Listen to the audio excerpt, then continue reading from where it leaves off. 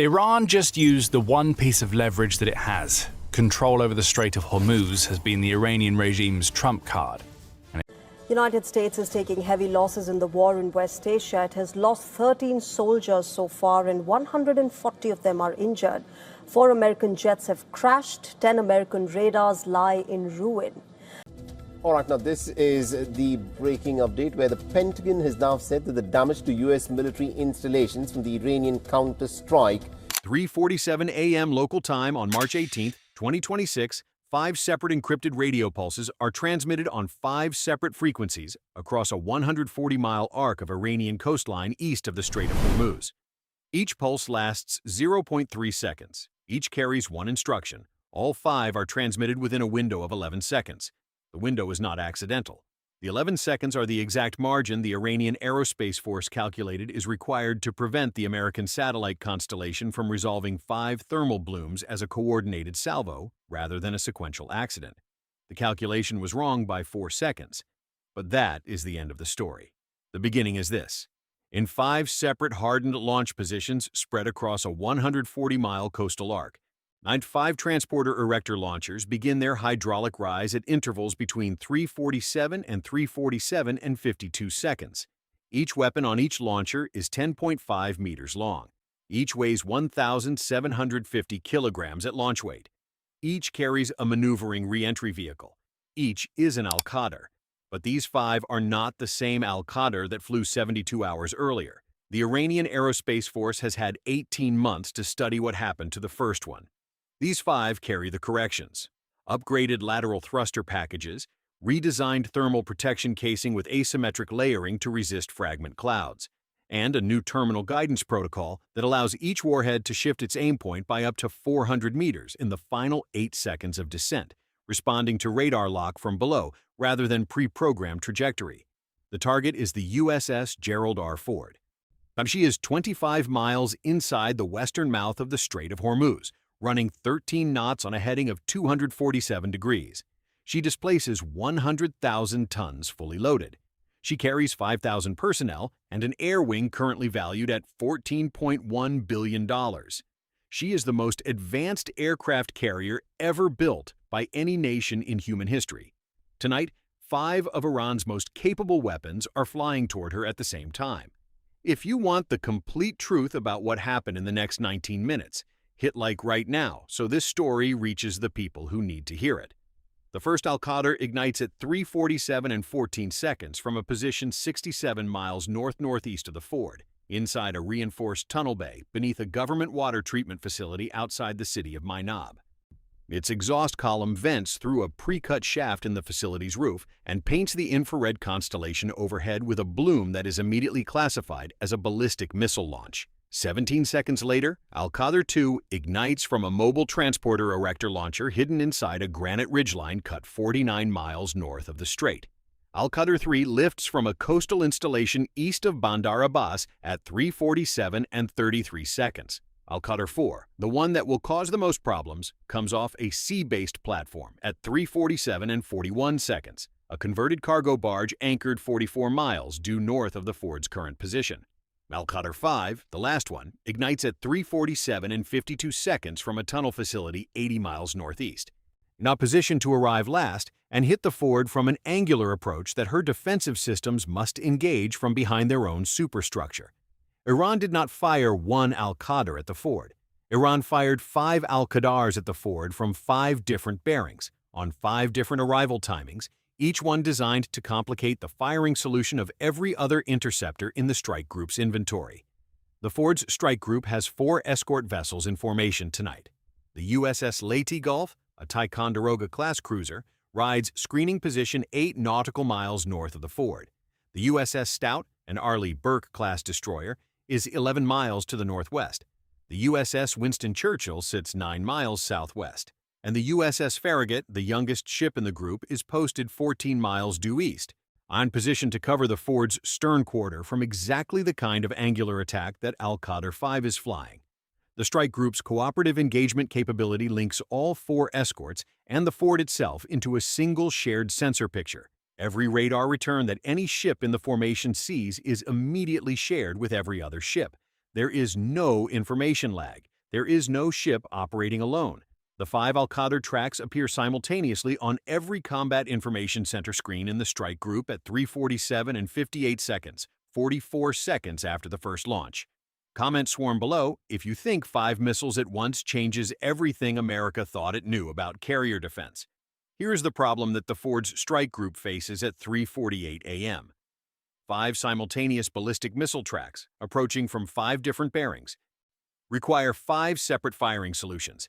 Each SM-3 interceptor requires its launch ship to dedicate a fire control channel to that specific track. The Lady Gulf has 2 fire control channels for SM-3 engagement. The Stout has 2. The Winston Churchill has 2. The Farragut has 2. The strike group has 8 available SM-3 fire control channels. Iran has sent 5 missiles. The math looks survivable, until you account for the decoys. At 3:48 and 22 seconds, 19 Shahed 136 loitering munitions cross the northern horizon of the strike group's radar coverage on a bearing from the Keshem Island coastline. Each Shahed costs approximately $20,000. The 19 of them together cost $380,000. Their radar cross-sections in the frequency band used by the Spy-6 radar aboard the Ford are not identical to a ballistic missile. They are not supposed to be.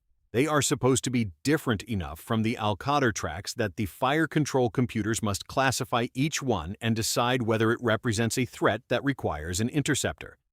Each classification decision takes between 4 and 11 seconds depending on the track's behavior. Iran sent 19 of them to consume classification compute cycles across all 5 ships. At the exact moment, those same computers are trying to build clean firing solutions on 5 Al-Qadr tracks simultaneously. The Ford's Combat Information Center logs 24 active threat tracks at 3:48 and 31 seconds, 5 ballistic, 19 subsonic. Every screen in the CIC is populated. Every watch officer is working. The classification computer on the Leyte Gulf flags 3 of the 19 Shahed tracks as requiring SEM-2 interceptor responses before they reach the Ford's close-in engagement envelope. The Leyte Gulf fires 3 SM-2 missiles at 3:48 and 44 seconds. Each SM-2 costs $600,000, $1.8 million in 3 seconds, to SWAT drones that cost $60,000 combined. While the SM-2S are climbing toward their drone targets, the Lady Gulf's first SM-3 Block 2A fires at Al-Qadr 1 at 3:49 and 2 seconds. Al-Qadr 2 is already through its boost phase and climbing through 72,000 feet on an intercept trajectory that the Stout's fire control computer resolves at 3:49 and 8 seconds. The Stout fires 2 SM-3 Block 2As in a ripple salvo 6 seconds apart. Each costs $28 million. And $56 million leaves the Stout's forward vertical launch cells inside 6 seconds. Type yes if you want to see every single Al-Qadr tested against the most expensive missile defense net America has ever deployed over a single body of water. Al-Qadr 3 is the one that breaks the pattern first. Its boost phase ends 4 seconds earlier than the other 4, a deliberate design modification that shortens its observable boost signature and compresses the time the Leyte Gulf has to build a clean firing solution. The Leyte Gulf fires a single SM-3 at Al-Qadr, 3 at 3:49 and 31 seconds, with a fire control geometry that the weapons officer rates at 74% probability of kill. In a training environment, that shot does not get fired. Tonight, it does. The SM-3 misses Al-Qadr. 3's upper stage by 11 meters, much close enough that its proximity fuse should have triggered. It does not. The fuse, which requires an 8-meter proximity threshold, reads 11 meters and does not fire. Al-Qadr 3 continues on trajectory. The Lady Gulf has 1 more SM-3 allocated to Al-Qadr 3. She fires it at 3:49 and 48 seconds. This one achieves a direct kinetic hit on Al-Qadr 3's upper stage at 3:50 and 44 seconds, 81 miles above the Gulf. The upper stage destructs. The maneuvering re-entry vehicle separates cleanly, exactly as the engineers designed it to. The warhead is falling free. Its internal laser gyroscope is active. Its terminal guidance is running. It is damaged on its northern thermal face from the intercept event, but it is flying. Al-Qadr 4 is the sea-launched one, the one that came off the cargo barge. Its trajectory is flatter than the others because its launch elevation was only 19 degrees rather than the standard 72-degree profile used by ground-based launchers. A flat trajectory ballistic missile creates a specific problem for SM-3 interceptors because the intercept geometry requires the SM-3 to catch the missile from behind rather than above. The Winston Churchill, which has the best angular geometry on Al-Qadr 4, fires two SM-3 Block 2As at 3:49 and 55 seconds and 3:50 and 3 seconds. The first SM-3 achieves intercept at 3:51 and 12 seconds and destroys Al-Qadr 4's entire upper stage, including its maneuvering re-entry vehicle. Clean kill, total destruction. Nothing falls toward the Ford from Al-Qadr 4. Share this video right now so people understand that Iran's engineers studied every previous intercept and rebuilt these missiles specifically to survive the defenses that killed the last one. Al-Qadr 1 and Al-Qadr 2 are still flying. The Lady Gulf's single SM-3 on Al-Qadr 1 scored a partial hit at 3:50 and 19 seconds, destroying the guidance section of the upper stage but failing to destroy the maneuvering re-entry vehicle, which separated and is now descending under its own internal navigation. Al-Qadr 2 was targeted by the Stout's two SM-3s. The first SM-3 hit Al-Qadr 2's upper stage cleanly at 3:50 and 33 seconds and destroyed it. The maneuvering re-entry vehicle on Al-Qadr 2 separated and is now falling. The Stout's second SM-3, now tracking a debris field instead of a coherent target, detonates in proximity and achieves a classified partial destruction of the Al-Qadr 2 warhead's maneuvering thruster package. The Al-Qadr 2 warhead is now falling ballistically with no lateral authority. Al-Qadr 5 has not been engaged yet. It is still in its boost phase at 3:50 and 44 seconds, climbing on its delayed trajectory from the northeasternmost launch site. The Farragut, which is posted on the Ford's eastern quarter specifically because of threat vectors from the northeast, begins its SM-3 firing solution on Al-Qadr 5 at 3:50 and 51 seconds.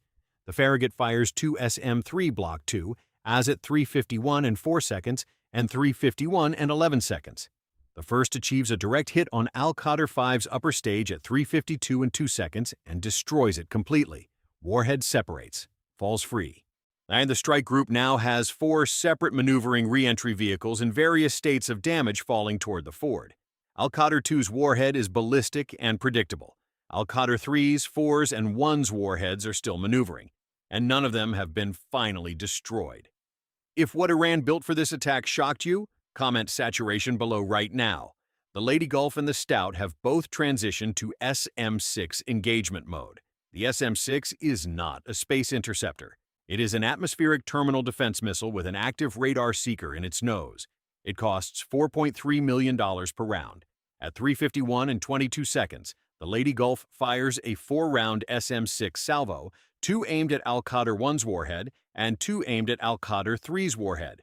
The Stout fires a 3-round SM-6 salvo 8 seconds later, on targeting Al-Qadr 5's warhead and Al-Qadr 2's ballistic warhead. The Farragut fires 2 SM-6 rounds at 3:51 and 44 seconds at Al-Qadr 3's warhead, which has pulled 3 lateral maneuvers since dropping below 90,000 feet and is the most maneuverable of the 4 descending warheads. 9 SM-6 missiles are now airborne simultaneously over the Strait of Hormuz. Combined cost of the SM-6 salvo is $38.7 million. They were in the air for a combined total of less than 30 seconds before the first intercept. Al-Qadr 2's warhead, which is ballistic and predictable, is hit by the Stout's first SM-6 at 3:52 and 8 seconds at 22,000 feet, 14 miles northwest of the Ford. The blast fragmentation warhead from the SM-6 expands through the Al-Qadr 2 warhead at 5,200 meters per second. The Al-Qadr 2 warhead disintegrates. Not fragments reach open water. None reach the Ford. Al-Qadr 1's warhead is hit by the Lady Gulf's first SM-6 at 3:52 and 19 seconds at 28,000 feet. The SM-6's active seeker locked at 7.1 miles and guided autonomously to impact. Direct hit. The warhead is destroyed. Al-Qadr 5's warhead pulls a 14G lateral maneuver at 3:52 and 22 seconds, attempting to break the Farragut's SM-6 tracking solution. The Stout's SM-6, which was assigned Al-Qadr 5 from a different approach vector, locks on the maneuvering warhead at 5.8 miles and follows it through the 14G turn. The SM-6 closes to 18 meters and detonates. The Al-Qadr 5 warhead's navigation system ceases to function. Its maneuvering thrusters cease to function. It is now a hypersonic fragment cloud falling into the Gulf 19 miles north of the Ford. Al-Qadr 3's warhead is the last one alive. It has taken the most punishment. The Lady Gulf's SM-3 scored a partial thermal protection hit on it. The Farragut's SM-6 first round missed by 31 meters. The warhead is running on 22% of its lateral thruster authority, but it is still flying. Its laser gyroscope is still active. At 3:52 and 44 seconds, Al-Qadr 3's warhead drops through 17,000 feet on a terminal descent that the Ford's own Combat Information Center has been tracking since 3:51 and 02 seconds. Its predicted impact point at this altitude resolves to a 90-meter circle centered 180 meters forward of the Ford's island superstructure. The Ford's two Ram launchers fire simultaneously at 3:52 and 51 seconds. The Rolling Airframe Missile system costs $990,000 per round. 4 rounds leave the Ford in under 3 seconds. The first Ram round misses the Al-Qadr 3 warhead by 4 meters, detonating in proximity and removing the warhead's final lateral thruster entirely. The second Ram round hits the warhead directly at 8,400 feet, 6.2 miles north of the Ford. The warhead, structurally compromised from 4 separate intercept events, shatters. Its internal navigation array shatters. Its detonation assembly shatters. The largest piece of Al-Qadr 3 that falls toward the Gulf is 22 centimeters long. On the USS Gerald R. Ford's bridge at 3:46 a.m. and 58 seconds, which is to say 19 minutes and 44 seconds after the first Al-Qadr ignited, the Air Defense Coordinator reports splash on the final inbound track. The Ford's crew holds ship defense condition 1 for 11 additional minutes while the debris field is confirmed clear and the Shahed drone threat is fully neutralized. The last Shahed is shot down by the Winston Churchill's Phalanx CIWS at 3:53 and 22 seconds. The entire sky over the western Strait of Hormuz is then empty. Now run the numbers. Iran's 5 Al-Qadr missiles cost approximately $3.8 million each to manufacture.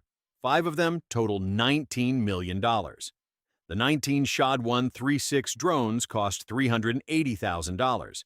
The cargo barge sea launch platform cost an estimated $2.2 million to convert and pre-position. The total Iranian expenditure for this attack was approximately $21.6 million. The United States fired the following interceptors: 3 SM-2 missiles at $600,000 each, $1.8 million. Ang-7 SM-3 Block 2, as at $28 million each, $196 million. 9 SM-6 missiles at $4.3 million each, $38.7 million. 4 Ram rounds at $990,000 each, $3.96 million. Total American expenditure to defend the Ford tonight, $240.46 million. Iran's exchange ratio was 1 to 11.1. For every dollar Iran spent, America spent 11. In a room in Tehran, someone has already written that number on a whiteboard. Underneath it, they have written how many Al-Qadr salvo attacks of 5 missiles each Iran can execute for the total cost of the interceptors that defeated this one. The answer is 11. If those numbers made your stomach drop, comment ratio below right now, because the people running these calculations in Tehran have been doing this math for years. The Ford is still sailing. She is not damaged. She is not stopped. Her air wing is intact. Her crew is at full combat readiness. The Lady Gulf has already begun receiving replacement SM-3 and SM-6 rounds from the ammunition ship trailing 22 nautical miles southeast. The Stout and Farragut are doing the same. The strike group will be at full interceptor inventory within 6 hours. But Iran proved something tonight with 5 missiles that 1 missile could not prove. They proved that a coordinated salvo attack designed around American intercept constraints, timed to exploit the saturation limit of cooperative engagement systems, can force the United States to spend $240 million in 19 minutes. The Ford was never going to be hit. The Iranian engineers knew the Ford was probably not going to be hit. That was not the point. The point was to learn which warhead design survived the longest, and which trajectory caused the most SM-3 firing solution problems, and which terminal maneuver profile nearly broke through to the Ram engagement layer. Al-Qadr 3 answered all 3 questions simultaneously. In 90 days, when the Iranian Aerospace Force builds the next batch, they will build them to fly like Al-Qadr 3 flew, except they will fix the thruster fuel budget. They will reinforce the thermal protection casing, and they will adjust the terminal guidance to account for the Ford's specific Ram engagement geometry, which the warhead's onboard laser gyroscope recorded and transmitted in real time before it was destroyed. That transmission is what nobody in the room on the Ford's bridge knows happened yet. At 4:09 a.m., 6F/A-18F, Super Hornets from the Ford's Air Wing are already over the eastern Strait of Hormuz, assigned to the 5 launch sites identified by launch detection satellites during the attack. Each aircraft carries 4 GBU-31 Joint Direct Attack munitions. That is 24 bombs total. Each GBU-31 costs approximately $25,000. $600,000 in precision munitions, assigned across 5 hardened targets and the cargo barge sea launch platform that Al-Qadr 4 came from. The cargo barge is gone. It sank itself remotely 4 minutes after Al-Qadr 4's launch. The 2 Super Hornets assigned to it dropped their bombs on the GPS coordinates of where it was. The bombs hit water. The barge is 34 meters below the surface. The 4 remaining launch sites take full bomb packages. The tunnel facility outside Manab that launched Al-Qadr 1 is struck by 8 GBU-31s in a sequenced pattern that collapses the underground bay. Destroys the approach road and ignites a secondary explosion from stored propellant that is visible from 40 miles away. The mobile launcher site in the granite ridgeline that launched Al-Qadr 2 is struck, and the ridgeline cut is sealed with rubble. The coastal installation east of Bandar Abbas that launched Al-Qadr 3 is destroyed to its foundations. The northeastern tunnel facility that launched Al-Qadr 5 receives 6 direct hits. It will not launch again. Iran's state media will describe all 5 sites as civilian infrastructure. Commercial satellite imagery will tell a different story within 4 hours, just as it always does. 5 Al-Qadr missiles, 5 separate launch sites, 19 drones, 1 sea-based platform, 18 months of engineering modifications. The most sophisticated Iranian ballistic missile attack ever attempted. And the USS Gerald R. Ford resumed flight operations at 4:24 a.m., 37 minutes after the first Al-Qadr left the ground. The catapults launched the delayed patrol package. The aircraft ran their assigned tracks over the strait as if the previous 19 minutes were a training exercise. They were not a training exercise. What they were was a very expensive 19-minute proof that Iran's smartest engineers cannot yet build a missile that survives every layer America has placed between a warhead and a carrier deck. Not yet, but they are getting closer. Al-Qadr 3 got closer than any Iranian weapon has ever gotten. And somewhere east of the Strait of Hormuz, in a location that appears on no official Iranian military map, the engineers who built Al-Qadr 3 are looking at the telemetry data it sent home before it died. And they are already building Al-Qadr 6. If this video showed you something the mainstream coverage will never explain, smash that like button right now, drop Ford in the comments so I know you made it all the way to the end, and subscribe, because next week we are going inside the engineering decision that made Al-Qadr 3 the most dangerous Iranian warhead ever flown, and exactly what its telemetry transmission means for the next time Iran decides 5 missiles are not enough. You do not want to miss that one.